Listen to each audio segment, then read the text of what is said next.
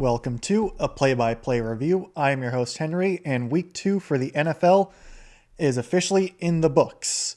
We have some narratives starting to form as we have more than 1 week to go off of in terms of performances.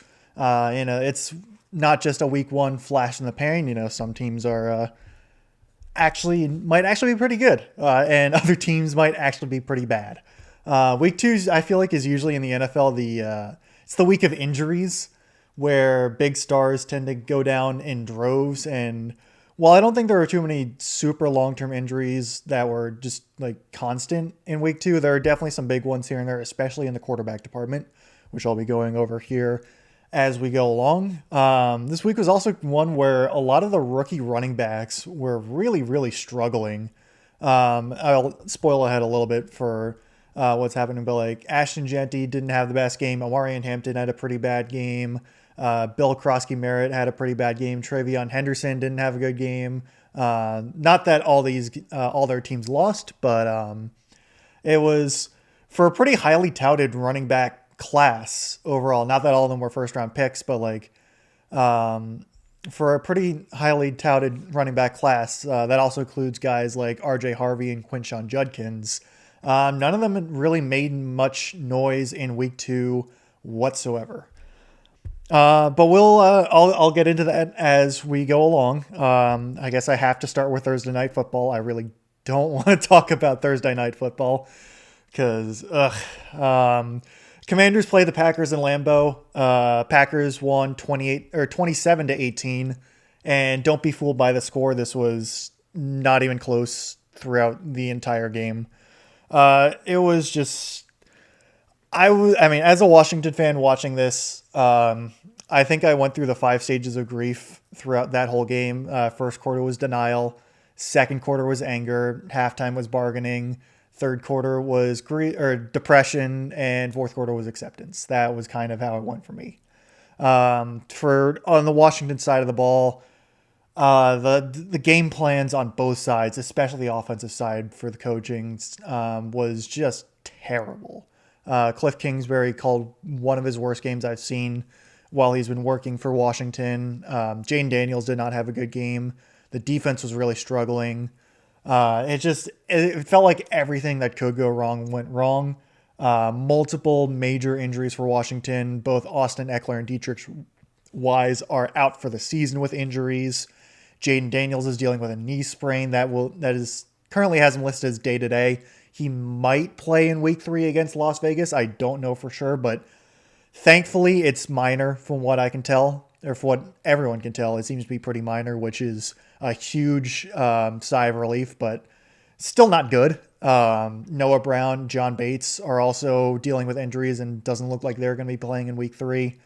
So really just all around just a horrible game for Washington. The referees seem to really hate them as well. Just multiple missed hip drop tackle on Jaden Daniels, which was just really rough to see watching back, because that's like, you can kind of point to that as one of the reasons why he's dealing with a knee sprain when it's, a year and a half ago at this point, the NFL is like sets out to ban the hip drop tackle because it's causing constant injuries, and they just never call that penalty. Even though it's like in the game now, they just kind of assess fines after the fact. But anyway, that's just kind of me complaining about lack of consistent officiating. For the Packers, though, that's like as good of a game as you can get, pretty much. I mean, they embarrassed the Lions week 1 and did the same thing to the Commanders week 2. Tucker Kraft had a really, really good game. Micah Parsons looks exactly as advertised, even on a snap count. They look like a complete team top to bottom. And it's only week 2, but if this is how they're playing against playoff caliber competition, it's going to be really, really tough to beat the Green Bay Packers going forward. So next up, we move on to Sunday. We'll start with the Patriots and Dolphins. Patriots go down to Miami, and for the first time since 2019, I believe, 2018 or 2019, 1 and 2, they actually pick up the win in Miami against the Dolphins, which is kind of surprising, but also it's also not like super surprising. Or I guess it's more surprising that the Patriots hadn't won since 2019. in Miami, but it's always been that sort of trap game almost for the Patriots, no matter their season. I mean, I get that the Patriots have been bad compared to the Dolphins the past few seasons, but like even in the Brady and Belichick era, Miami, like in Miami, was some kind of twilight zone for them where it was just something would always go wrong, like the Miami Miracle in 2018. To for just one example, but in this game specifically, where the Patriots finally got the better of the Dolphins, Patriots got off to an early start. Drake May looked a lot better than he did last week. He threw for 3 touchdowns, and looked significantly better. They kind of slowed down a little bit towards the middle of the game, but picked it back up at the end. There were some crazy special teams plays where Miami runs a punt back for a touchdown, and then on the ensuing kickoff, Antonio Gibson runs that kickoff back for a touchdown. So it certainly wasn't it certainly wasn't a boring game, that's for sure. And I think for Patriots fans, you got to be pretty happy, beat a division rival in a spot where they really tend to struggle. And your young superstar, hopefully superstar quarterback looks good, looks actually pretty solid, even if it's against Miami, which they have not looked good whatsoever. Yeah, so it's for the Patriots pretty good. I think they'd be pretty happy coming out of this game with that win. On the flip side for Miami, it's starting to get to the worst case scenario. They have not looked good. Tua looked really bad. He threw an awful interception. He actually, I think, would have had more than one, but one of them was called back via penalty. But still, it's like they just can't seem to do anything right to win games. I mean, their defense made a couple plays, but overall was really struggling. Their offense, again, could make some plays, but overall was really struggling. Tua just I've liked Tua. I don't think he's a horrible quarterback, but he seems to almost be regressing over this, especially this season specifically. He just does not seem to be able to even be consistent. Like, not even good overall, just consistent. Like, he'll throw some really, really bad passes. He has not really been able to get the air under the ball enough for a team that really loves to stretch the field. They have Tyreek Hill, Jalen Waddle. Hill especially is the deep ball guy. He's this generation, or I guess this decade's Deshaun Jackson almost. Like, he's the guy who you want to throw 70-yard bombs to because he's going to be running past the defense all the time. And Tua just does not seem to be able to hit those deep balls. He'll throw it 50 yards, but not 70 yards. And not that 50 yards is short, but when the game plan calls for those super long passes, Tua just does not seem to be able to get enough under the ball to really nail those shots consistently. There was one pass in this game to Tyreek Hill where he does connect with him on a deep ball, but Hill basically had to stop in between double coverage and almost go back, and kind of got lucky because both defenders overshot and he was able to catch the ball. But still, that's not a recipe for success. That's not something that can be consistent. So overall, for Miami, it's starting to get worst case scenario, and it's Mike McDaniel. I don't mind him as a coach. I don't know if he's the best locker room leader kind of guy, but he's definitely a good offensively minded coach. But it's getting to the point where his time might be coming up soon here for the Dolphins because they're spiraling almost, is the best I can say. So after that, I would say I'd get a little bit more optimistic, but I'm going to be talking about the Jags and the Bengals. So no, I will not be getting more optimistic. Jags went into Cincinnati, I believe, and yes, they did go into Cincinnati and lost 27-31 to the Bengals. And I don't think anyone's really coming away happy with this win whatsoever. Give me one sec to take a sip. Just of some ice water. But yeah, the well, let me start with the big news here. Joe Burrow got injured part of the way through the game. He is dealing with turf toe, I think grade 3 turf toe, so I don't know the specifics about turf toe. I just know it sucks. Like, grade one, which is like I follow Brett Coleman on Twitter, and he's a really smart football guy. And he was saying how grade one turf toe, which is like the least bad, basically, is like it's excruciating, and Joe Burrow has grade three. So that's how that's going for them. He's been placed on IR, and at least according to Adam Schefter, it's a minimum 3 months until he returns. So for Cincinnati, it's starting to look like just another lost season at this point. I wouldn't say wasted yet because it's only week 2 and they are 2-0. But I mean, Joe Burrow's had debilitating injuries his rookie year and in 2022. Jake Browning going to be taking hold. He threw 3 picks in this game alone.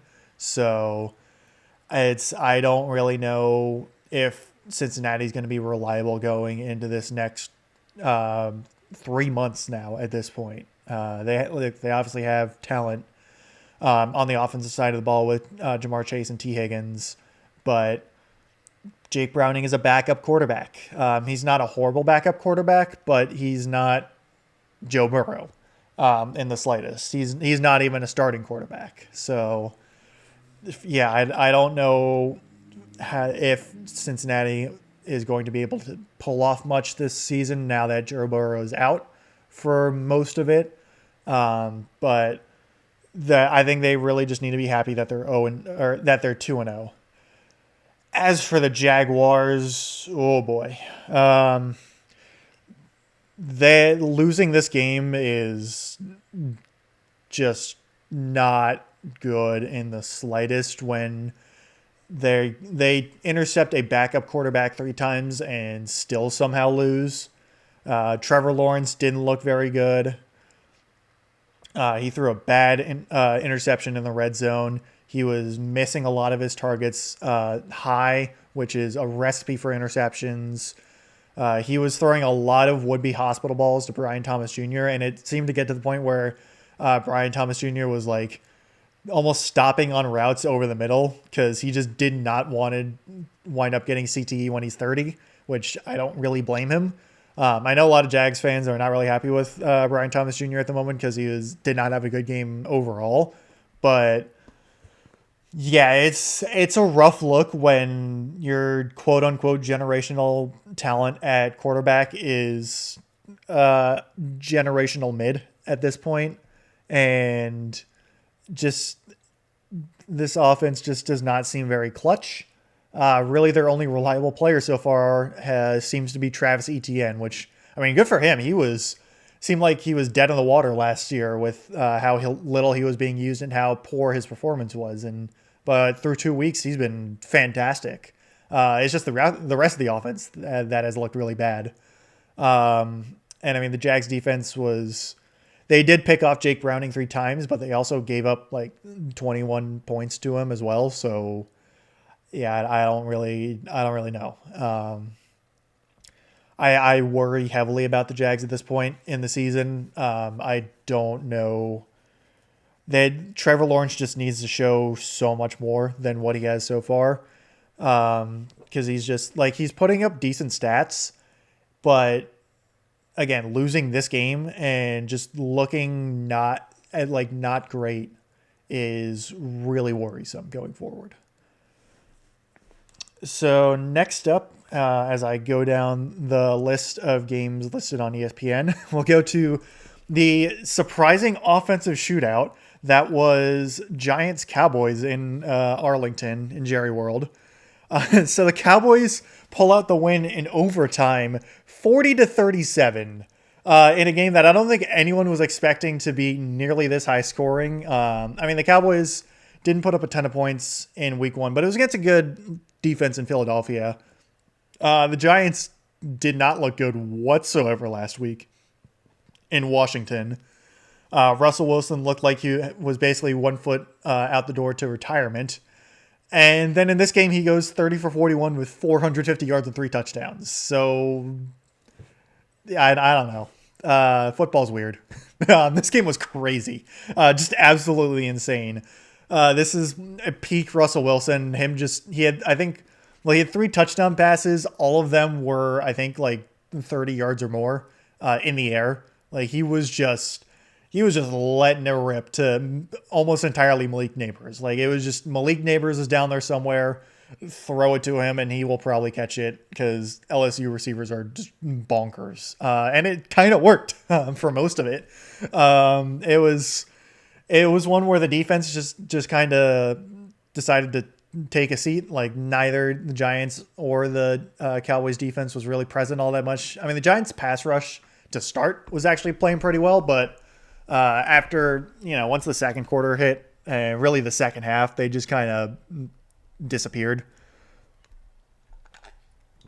There was also a pretty amusing for non-Giants fans a sequence in their first drive where offensive tackle James Hudson, I think is his last name. Hudson or Houston? Hudson. Okay.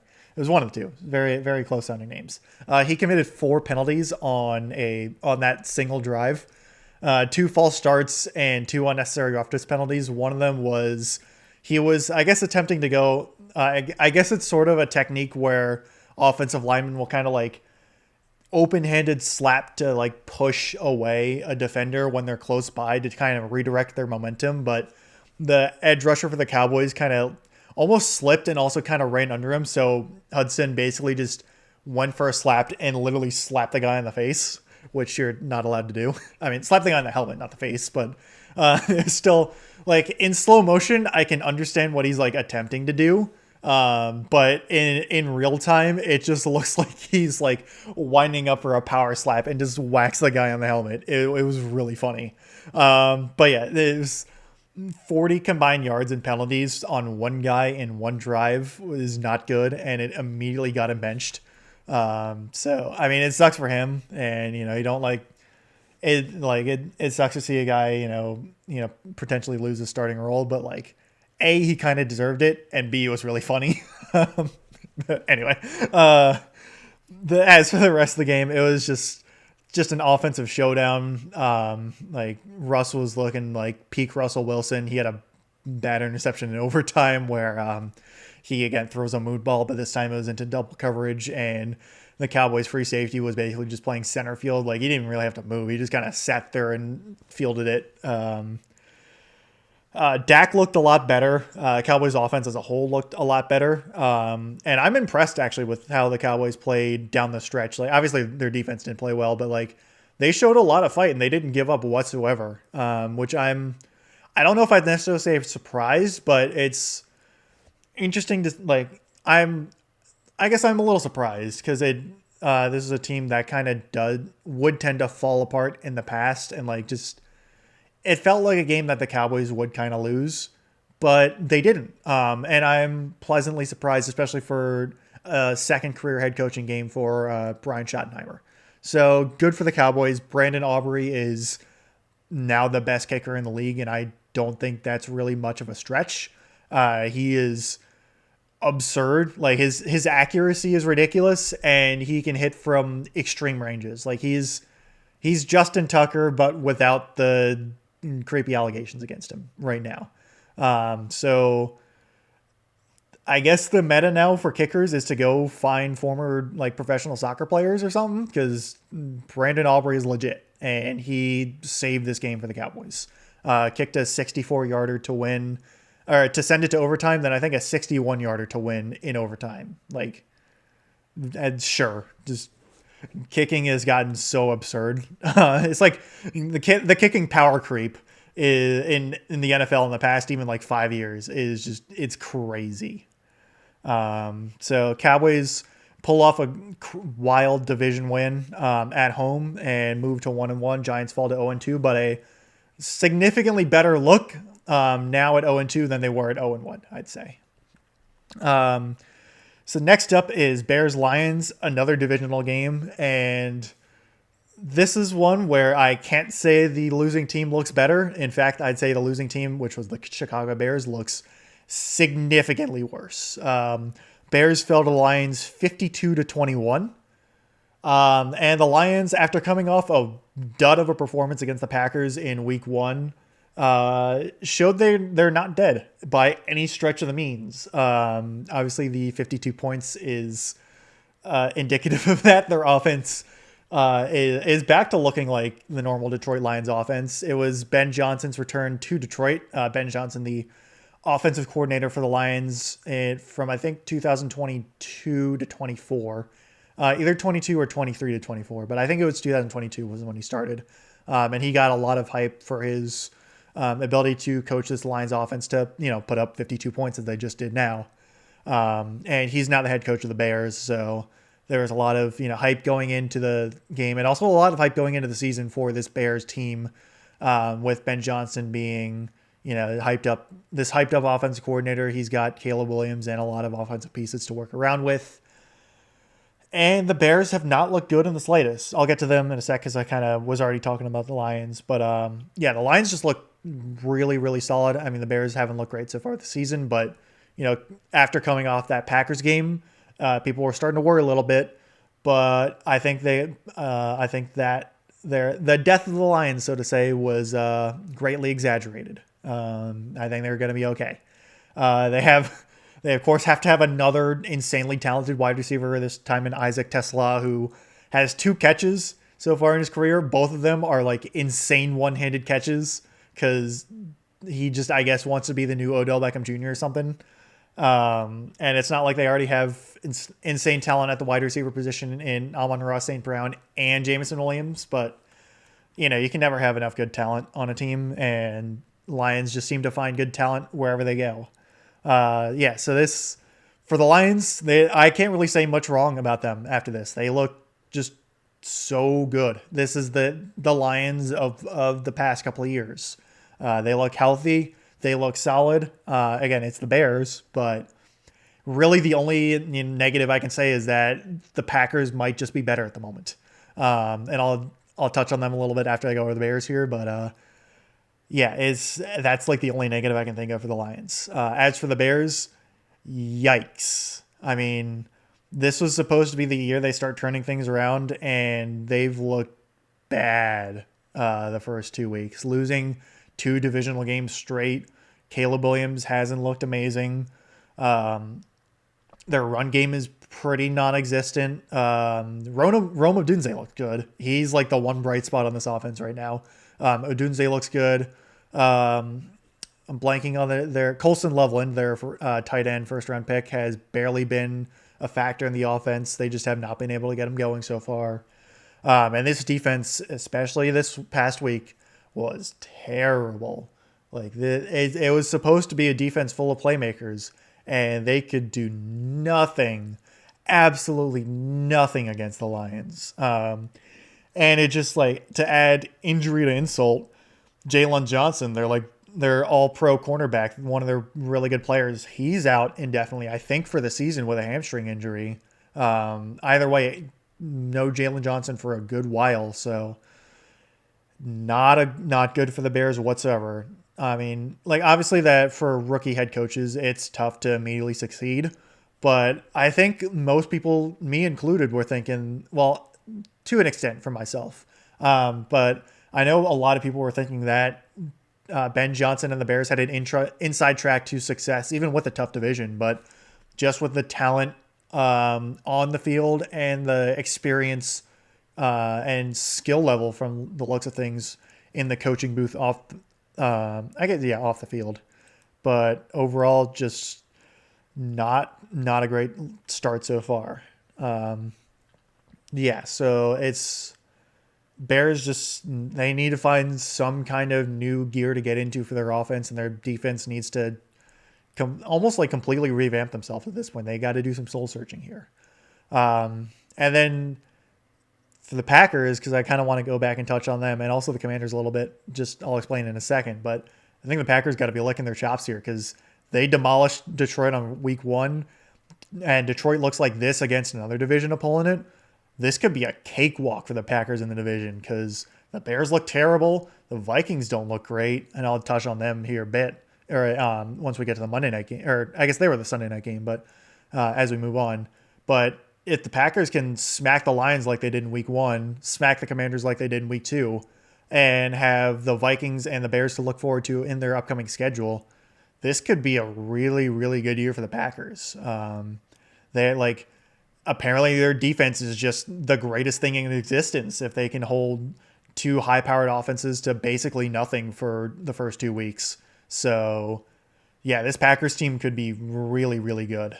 And then as a Commanders fan, like watching Sunday in the Bears Lions game and also the Giants Cowboys game, I feel a lot better than I did after Thursday night. I was so unhappy.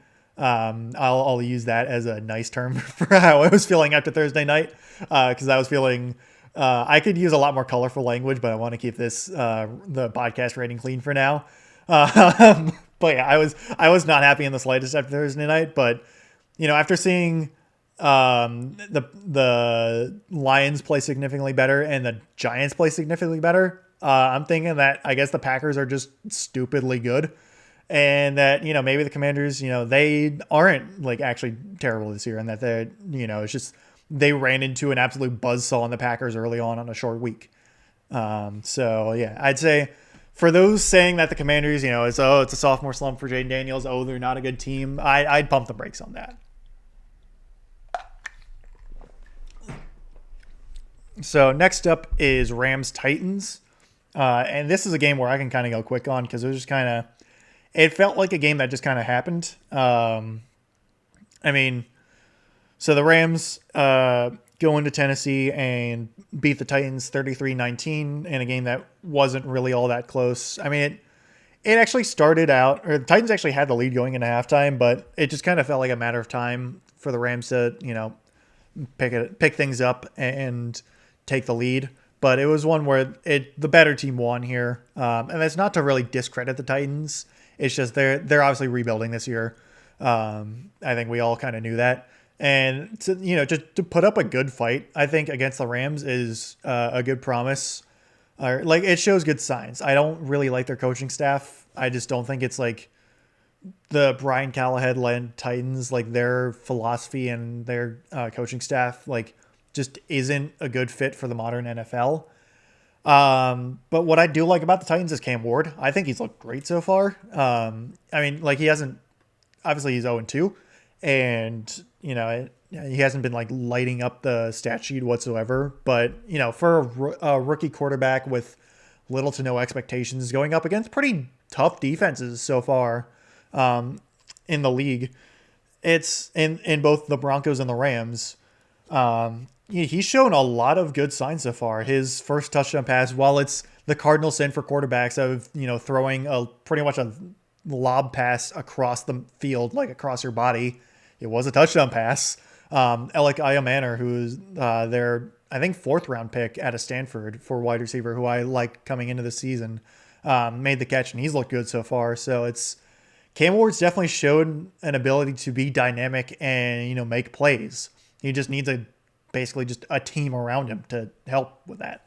And I think that's going to be a multi-year process for the Titans, is to get like a good solid core around Cam Ward. But I think they have to be happy with how he's looked so far in his development as a quarterback, where he doesn't look like a deer in the headlights. He doesn't seem like he doesn't know what he's doing, which is good. And also the Titans defense actually doesn't look too terrible either. So I think, if the Titans can like make some good moves in like this upcoming offseason and like next offseason as well, they could actually, be pretty solid if this core keeps developing as they expect. But that's speculation for way down the line. I don't really want to, make any specific like predictions or anything like that. But basically, my point I'm trying to make is that I don't mind where the Titans are at the moment, even if they're 0-2 and don't seem to have a ton of talent on the roster. I think there's definitely I think they have a bright future at the moment with Cam Ward. As for the Rams, they look solid. Can't really complain about anything there. Stafford still can sling it. Devontae Adams signing was good. He still has plenty left in the tank. Defense still looks pretty solid, but I don't know if it's like amazing, but it's they have a pretty good solid roster all around, and they're 2-0, and not really much else you can complain about. They're sitting pretty, and I think the Rams have a pretty good shot to win the division at the moment with how things are shaping up. And so far this season, they've been playing pretty well. Puka Nakua is also still really, really good. That I can most certainly say. So next up is the Niners Saints. And this is one where Mac Jones was starting for the 49ers because Brock Purdy was injured. And he played really well, all things considered. He shined bright in this Shanahan system, which honestly almost expected. I don't know if I'd say expected, but not super surprising that Shanahan was able to coach him pretty well and Jones to perform pretty well. Again, this is the Saints, and the Saints aren't exactly world beaters, but it's like this whole game for a match between Spencer Rattler and Mac Jones in 2025. It wasn't bad. It was entertaining. Alvin Kamara is still really good. Juwan Jennings proves that he's still actually a pretty good wide receiver. And the Niners seemed like they could at least manage to a decent extent without Brock Purdy or George Kittle, or Brandon Ayuk for that matter. They still have plenty of talent. McCaffrey's still good, even if I don't think he's like quite still to 100%, but they look pretty good. And I don't really know if I can say that the Niners are going to go far in this season, especially with the injuries. But to be 2-0 at this point with the injuries they have and still look competitive is a good sign. I think they also lost Kyle Juszczyk for a couple weeks due to concussion, so just another injury to the list. But overall, Niners, it could be a lot worse. That's all I can say. As for the Saints, you can go back to my earlier episodes. I was very negative on the Saints. I had like very, very little to no expectations. And I still don't have many expectations. I still think they're going to be a bottom 5 team, but they at least look competitive. They don't look horrible, which is I'm pleasantly surprised about, because I don't like watching teams that are just flat out bad. I mean, like, it was kind of fun watching the Browns back in 2017 when they went 0-16, because it's like they went 0-16, and that's kind of like it's the second time that ever happened. So it's like you're almost kind of rooting for the 0-16 at that point. But like watching like a 2-15 team or a 3-14 team or whatever it is, like, or I guess 3-13 team, like it's just not fun. Like it's like going up, watching, like, if you're hoping for an outcome, it's just uninteresting because there's like barely anything to look forward to. And while I think the Saints are still going to be like a 5-win team, they at least seem to be entertaining. And I think that's the best part for a fan of someone who has like basically no allegiance to the Saints or really anyone in the NFC South. I'm just glad they look entertaining and don't look like a team dead on arrival when they play. So that's pretty much what I can say for the Saints. They are obviously rebuilding, and probably looking to acquire a top quarterback, whoever it may be now, and with how this college season's going in the 2026 draft. But they don't look boring. That's the best I can say. But overall, it's yeah. That I don't think I can really summarize this game other than it wasn't bad, but it wasn't anything super special. So next up is Bills versus Jets, and there's a lot of division games this week. I'm not really sure why. I feel like the schedule tends to cram division games early and late in the season, which I mean I guess makes sense because you want to drum up the rivalries early and drum up ratings early, and then also finish the season off with some high tension games. But it's always interesting to see how like there's just a ton of division games so far. And so the Bills go into MetLife Stadium, just really ugly looking stadium, really ugly looking field. I'm not a fan of MetLife Stadium in particular. And the Bills just completely dominate the Jets in every fashion. Bills beat them 30-10. I guess I don't think I said the scores for the 49ers Saints game. 49ers won 26-21.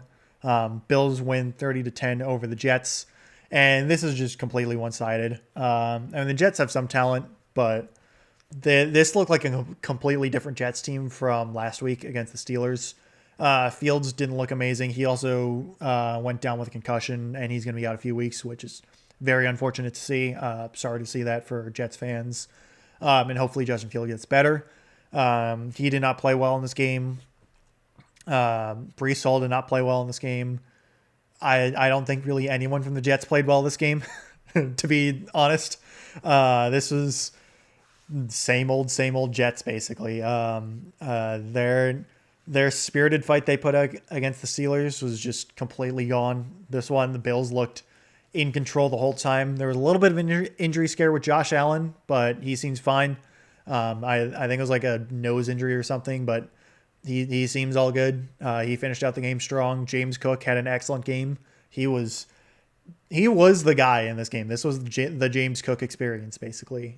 He was absolutely demolishing the Jets defense this whole game. Josh Allen's still just incredibly good. Matt Prater might take Tyler Bass's job and for kicker for the Bills. He's been really good so far. It was just, I can't really say much other than this was incredibly one-sided, and for the Jets, it might not be another long season. It's going to be rough. As for the Bills, they are still looking really solid, and it's just, I think we know they're going to make the playoffs unless like something crazy happens. But like basically unless Josh Allen gets injured, I'd say, and I really hope that doesn't happen because QB injuries suck for anyone. It's unless something crazy happens, I expect to see the Bills in the playoffs, and that's really where the questions are going to lie. Next up, kind of speaking of the Jets, more speaking of their opponent from week one, we have the Steelers and the Seahawks in Pittsburgh. And Seahawks defeated the Steelers 31-17. And this is one where it took the Seahawks a while to get going. But after, like, really once the second half hit, and especially the fourth quarter where they scored 17 points, Seahawks really took control of this game. The Steelers didn't look great all around. They had some fluky, typical Steelers luck go their way in some instances. But then it kind of ran out. They had Caleb Johnson, their kick returner, forgot that the ball was live and basically just gifted a touchdown to the Seahawks on a kickoff because he just didn't grab the ball while it was lying in the end zone. And because it landed and kickoff rules are kind of complicated now with the whole dynamic kickoff, but the ball landed in the landing zone, which is I think between the end zone and the 20-yard line or something like that. I don't remember exactly, but it lands there. It's a live ball. It was resting in the end zone. Seahawk picked it up, touchdown. And that's not the only thing that happened in this game. Darnold looked solid. Definitely looked a lot better than last week. The Steelers defense looks bad, which is not a good look. TJ Watt's been completely non-existent so far this season. I think he has one pressure in 2 games, no sacks. It's not looking good for the Steelers. Jalen Ramsey is the one exception for the Steelers so far. He's looked pretty good, but Aaron Rodgers didn't have a great game. The defense had a really bad game. Offense didn't look great either. Their rushing attack still needs a lot of work. And this was just a pretty dominant game by the Seahawks where they even if they started out pretty slow, they just hung in the game and just started to chip away at the Steelers, chip away at the lead, and really took control by the end of the game and never let up. Kenneth Walker had a good game, and it's for a Seahawks offense that is kind of Still kind of a work in progress almost. I mean, bringing Sam Darnold, and this is his first year there. Their offensive line has a lot of new pieces to it, and dealing with no more Tyler Lockett or DK Metcalf, so pretty revamped wide receiver room. They look a lot better now this week than they did last week. So Seahawks could be trending up here as the days go on. Next up is Browns and Ravens. I believe it was Joe Flacco's return to Baltimore for the first time as a visitor. I want to say he did once before, and like with either I think Denver or Cleveland back in 2022, but he might not have. It was not good for Flacco. It was not good for the Browns. They were their one good thing was that they stopped Derrick Henry. Derrick Henry had like 23 yards rushing total, which was kind of surprising. They just kind of forgot to stop Lamar Jackson from doing anything. Lamar Jackson was just showing why he's such a good quarterback. He was just running and passing all over the Browns. This game was nowhere close whatsoever. I mean, like the score was close after the first half, but like just watching the game, you could tell like it was very one-sided. The Ravens were pretty much in control this whole time. Their defense especially was balling out, even with Kyle Van Noy going down with an injury. I don't know the extent of his injury, but I mean, the Ravens were just solid on every level and completely dominated the Browns, and a major, major bounce back for them after the heartbreaker in week one. They played a very complete game. They scored 21 points in the fourth quarter, so those fourth quarter blues from what the Ravens tend to do were not there in the slightest this time. So I know I have plenty of Ravens fans. They were significantly happier about this game than they were after week one. So after that, we go to the Broncos and Colts. And this one was very surprising. So the Broncos travel into, I think Lucas Oil Stadium is the Colts' home. So battle between the two horse teams in the AFC. And the Broncos lost, which I don't think anyone had on their bingo cards going into this game. Broncos lost on a game-ending field goal by the Colts to make it 29-28. And I think the Colts might be legit. Like, I don't want to say it because, I mean, if you go back to what I was saying and the previews and even, I guess the previews, the Colts might actually be good, which is weird because I was expecting them to be terrible. Daniel Jones looks legit. I mean, this could still be a flash in the pan. I mean, the Saints were really good for 2 weeks last season, but like, this is like they beat the Broncos, and the Broncos have a really good defense, and like this could be a thing, and I was not expecting it whatsoever. Jonathan Taylor's still incredible as a running back. Again, Daniel Jones is like actually looking like a first round pick that deserves to start.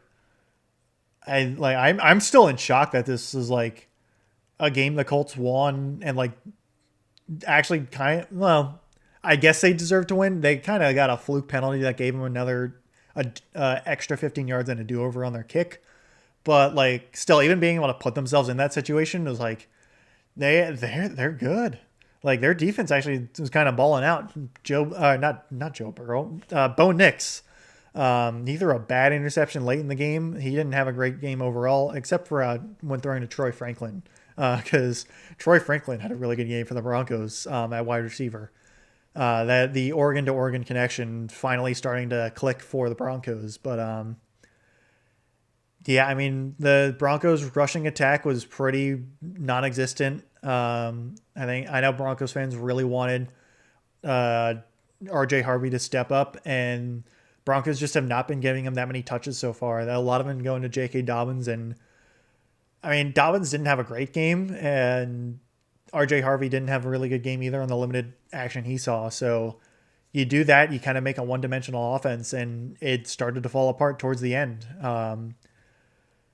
Yeah, it was again. It's just I'm still very surprised. The one asterisk I'd say about this is that Pat Surtain did go down with injury kind of early on, and he did not.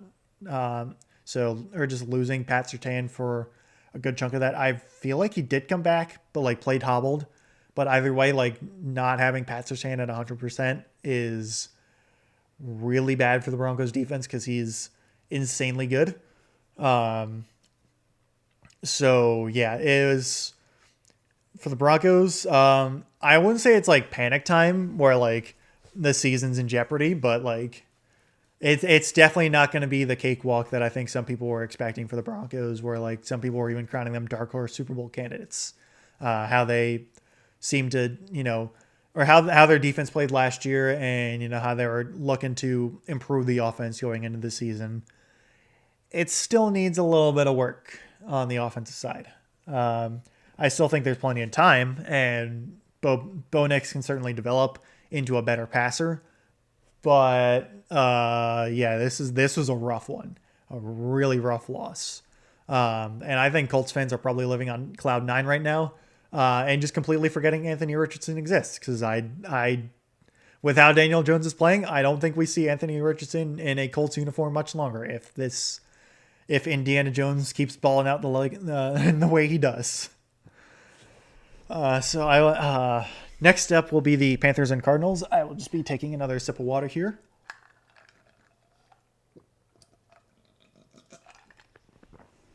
But so Panthers Cardinals in Arizona, and this one started out with I think first two drives for the Panthers. They turned it over, and it seemed like another one where it was just kind of Panthers are gonna suck again. Um, and everyone was starting to write off Bryce Young again, and it was all doom and gloom. And I mean, it was kind of deserved because the Panthers looked terrible to start, and the Cardinals were kicking their butts. They were up 20-3 at halftime. The Cardinals looked good, all things considered. And then the second half came, and things changed. The Cardinals still won 27-22, but yeah, I mean, I first half they were leading 20-3, so the Panthers suddenly scored 20 points in the second, or 21 points. No, 19. I can't add sometimes. 19 points in the second half compared to just the Cardinals 7. And the Panthers were really close to actually pulling out a win with this one. Bryce Young completely turned himself around by the second half. He was looking so much better. The offensive line still wasn't great. I think they got Ikem Ekwonu back from because he was out with an injury for week 1, and I think he was back in this one. But yeah, the Panthers like a completely separate team, and a completely different team in the second half than they did in the first half. Ted McMillan looks like a really good pick.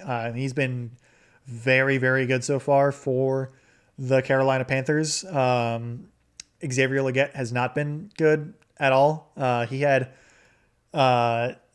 quite the unique stat line of having 8 catches for -2 yards total, which I think is like the first time in NFL history a wide receiver has had at least 8 catches and negative yards in one game. It's not the least amount of yards total on like multiple receptions or I guess dishonor belongs to Jamal Charles, where he has like -6 yards on like 5 catches or something like that. But he was a running back, and Jamal Charles was still very good at his job. But anyway, I think for Panthers fans coming out of this, I think they're a lot less angry than they would be after the first half. Obviously, they're still 0-2 and not looking amazing, but Bryce Young and the offense looked significantly more competitive. The defense also looked significantly better in the second half, so there's definitely room to grow, I'd say, but it's also time starting to run out a little bit for Bryce Young, where this is year 3, and he needs to start showing some more consistent development, and not just like trying to play hero ball in the second half and somewhat succeeding.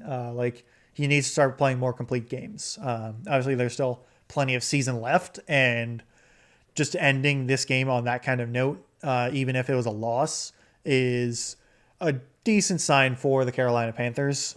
But I wouldn't start, betting on them consistently until they start showing some definitive improvements.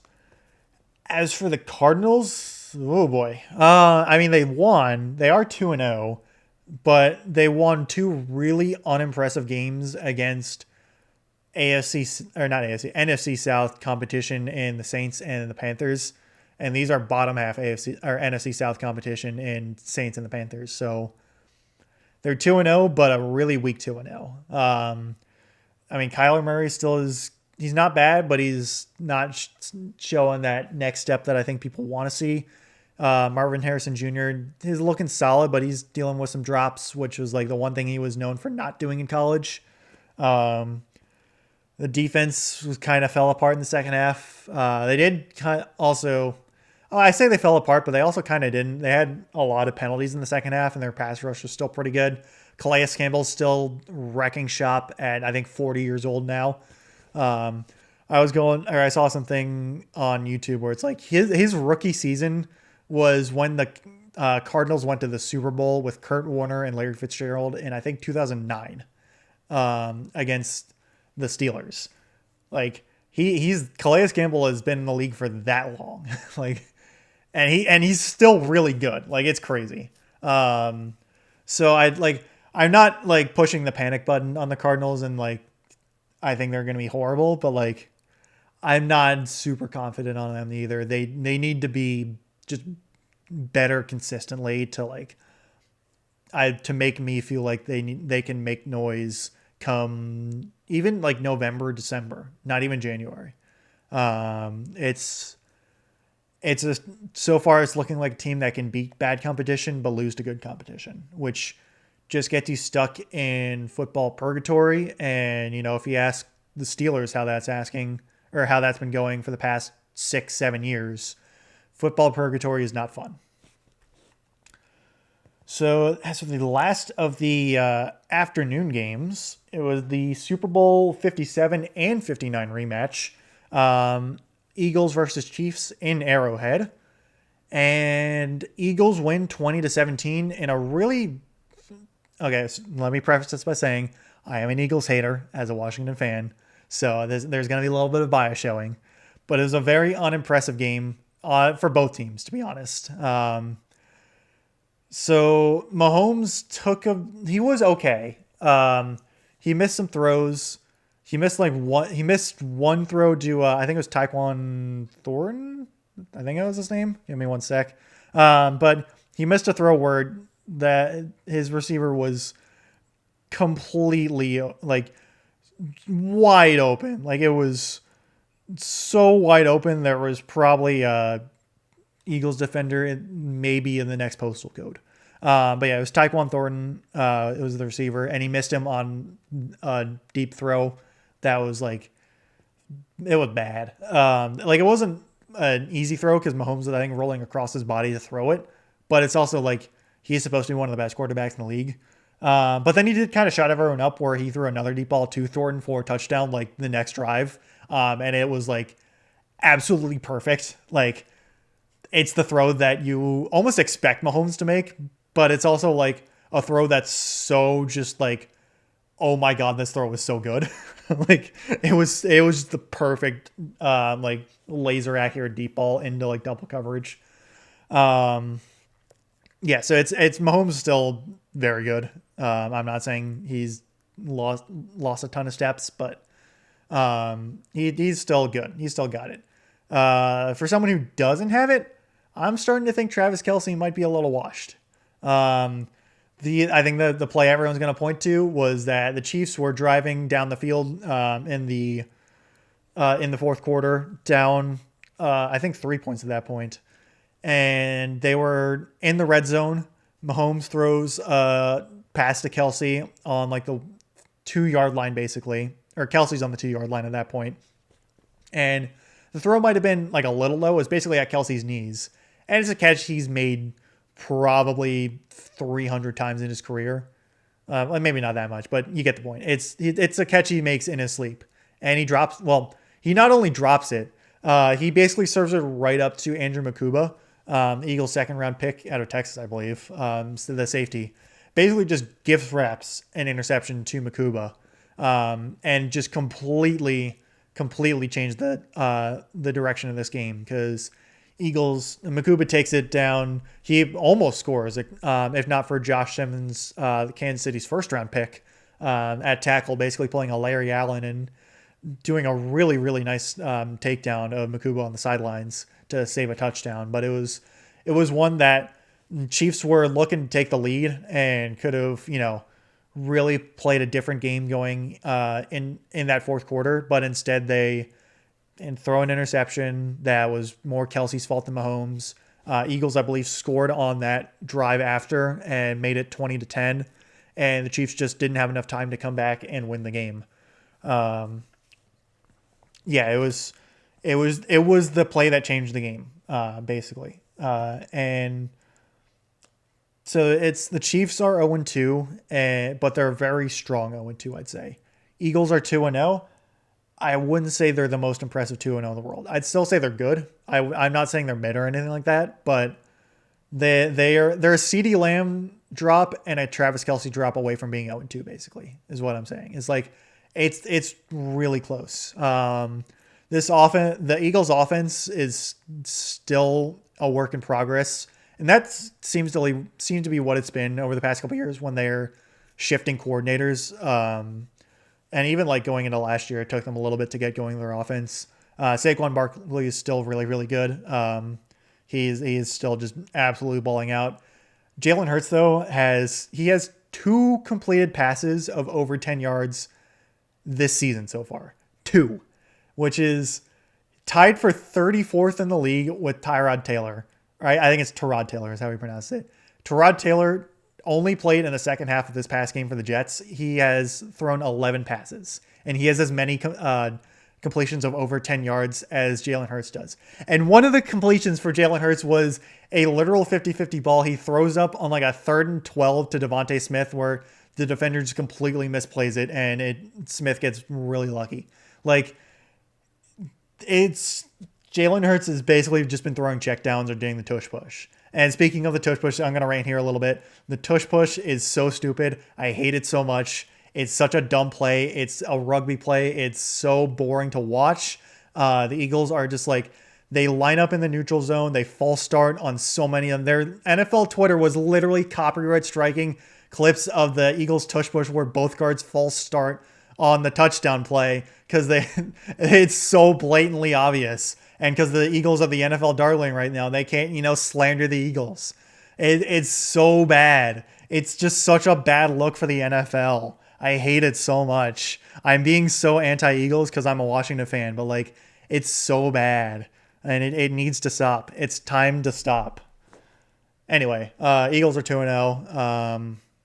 They're probably still going to be really good. And I doubt Jalen Hurts is going to be throwing checkdowns for this whole season. As for the Sunday night game, it was really boring, to be honest. Falcons went into Minnesota, beat the Vikings 22-6, and basically a field goal off. I think they scored 1 touchdown, and that was in the fourth quarter. It was basically just kicking field goals the whole time. J.J. McCarthy did not look good at all. He threw some bad interceptions, and he's now apparently dealing with an injury, like an ankle injury or something like that. So we're getting Carson Wentz next week for the Vikings.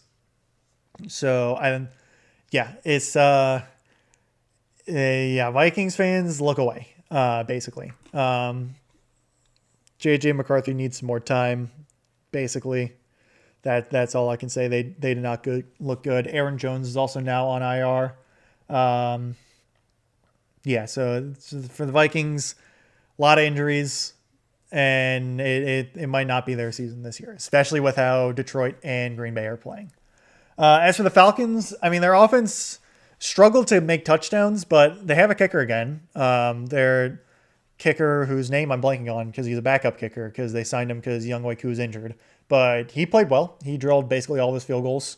And Bijan Robinson still might be the best running back in the league, maybe one of the best for sure.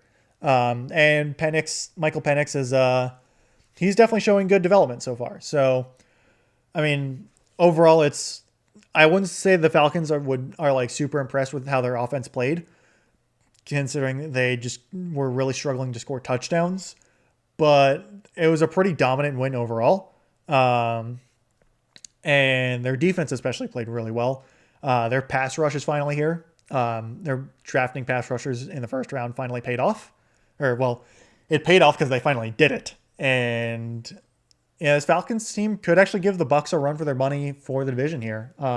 They played them close last week, and they were a Younghoe miss from going in overtime. So, if Penix continues to develop and show the signs that he's already shown, this Falcons team could actually be making some noise here come November, December. So the Monday night doubleheader, it's sort of a doubleheader, is more games back to back, which is an interesting choice, to say the least, because there's well, not East Coast, actually in Texas, and the other West Coast. But it was just really weird having a Monday night game be on at 7. That never happens. And that game was Bucks Texans, Buccaneers beating the Texans 20-19 in Texas. And this was one where it was interesting because I felt like the Bucks were just the better team the whole time. But it was a game where they kind of needed to come back and win. They did come back and win, but the Texans just looked really uninspiring. Their offensive line is still really bad. Stroud's kind of dying behind that lack of an offensive line. And by extension, he just has not looked great. Their rushing attack still isn't very good. Nick Chubb's not bad. He didn't play great in the game, but he gave him a decent chance. But I don't even know if I can really say that actually now that I think about it. He was kind of getting bottled up a good bit, but I don't think the Texans really want to rely on Nick Chubb going forward. It's Joe Mixon's been injured. I think he's on IR, so he's not eligible to return until after week 4. But it's for the Texans. It's their offense.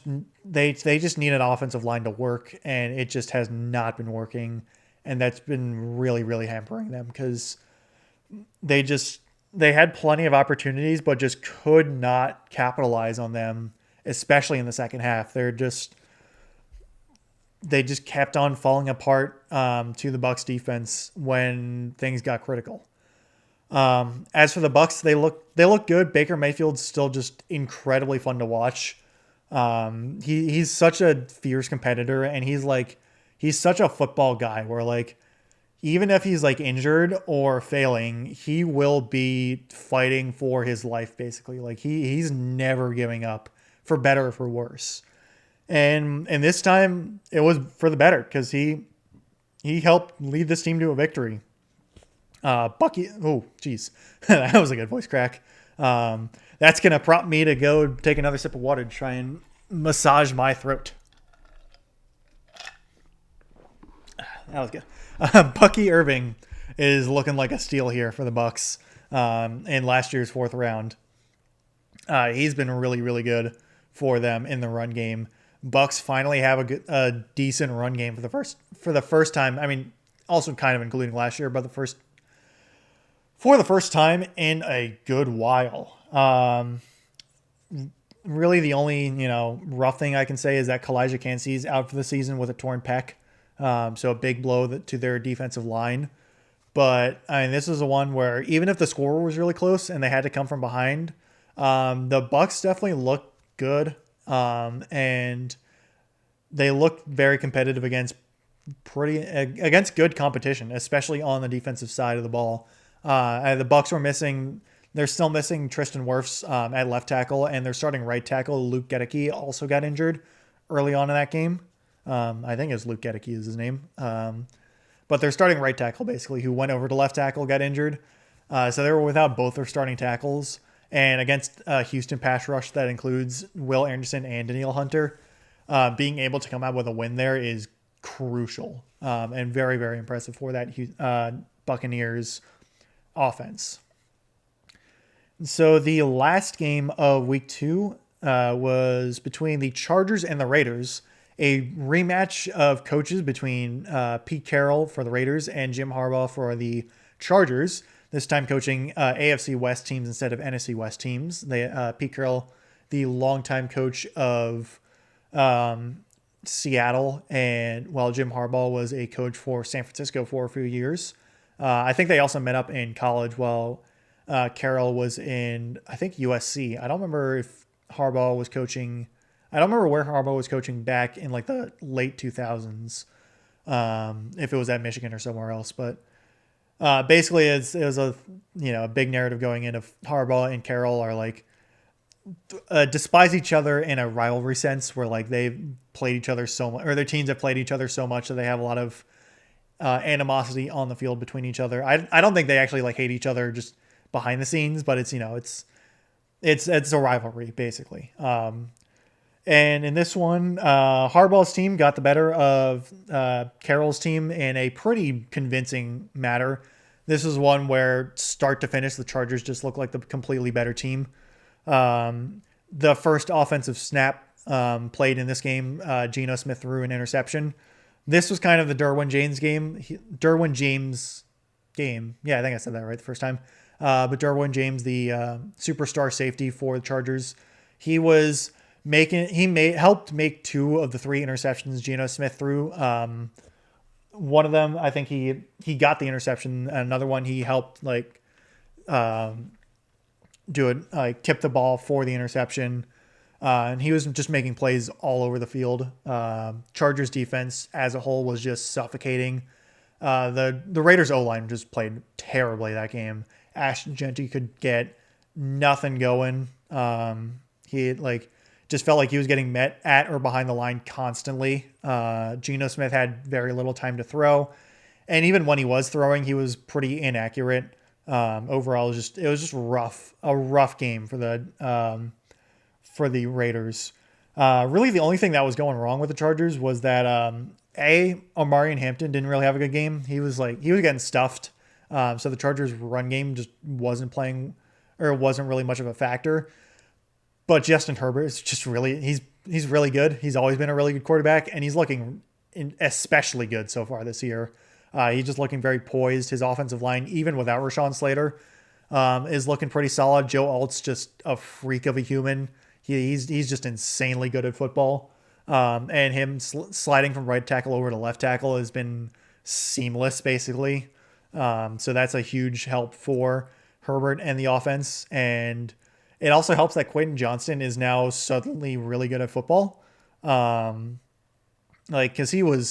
I said it last week when he balled out, but Quentin Johnston was terrible his rookie year, and he had a better year last year, but this is coming out of nowhere. Quentin Johnston looks good, and having him alongside Ladd McConkey and Keenan Allen, who's also balling out now that he's back in LA, this is a really good Chargers offense. And if Omarion Hampton can get going for a Jim Harbaugh led offense that likes to run the football, this could be a really tough Chargers team to beat. They have a really theoretically a balanced attack on offense. It was not balanced last night, or when I'm recording this, it was last night.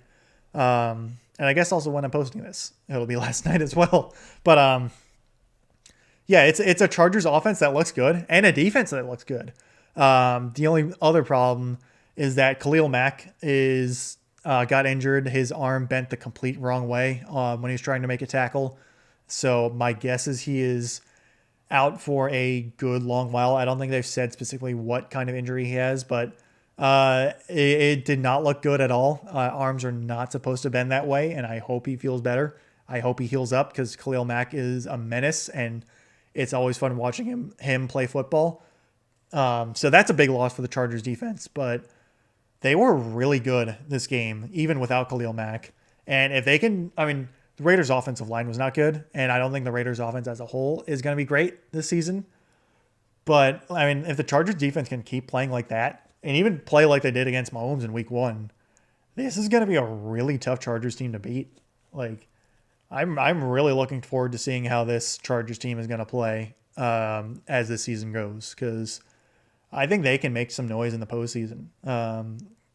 I get they've struggled mightily in the two times Justin Herbert has made the postseason, but I don't know. It's only 2 weeks, but some feels a little different about this Chargers team. I can't exactly place it. They just look more complete and more competent almost, which is interesting. And right now they're kings of the AFC West. Kansas City's 0-2, Raiders are 1-1, Broncos are 1-1. They're like it's early, but this is the Chargers division to lose at the moment. The Broncos, their offenses needs a lot of work. Raiders, they just beat the crap out of, and the Chiefs they also beat the crap out of. So like this could be the Chargers' year, maybe, potentially, it could be. I don't know. We'll see. But that's week 2 for the NFL. It was a pretty fun week, except for me being a Washington fan, it was not a fun week. And also for Dolphins fans and Bears fans and Jets fans. So it was a good week for like probably 70% of the league. But yeah, no, it was in all seriousness, it was fun. It was a good week of football. I look forward to week 3. I'll be back next week for the recap with for that week. And, hopefully we don't have more quarterback injuries, and hopefully Jaden Daniels is okay. Hopefully we'll see him on Sunday against Las Vegas if he's healthy. Thank you all for watching. And I think my next episode should, in theory, be the first episode of Wacky Warships. There's no Nintendo Direct scheduled, or there shouldn't be a Nintendo Direct scheduled for this week. So in theory, that's going to be what's coming next. So I hope you tune into that, and thank you for listening.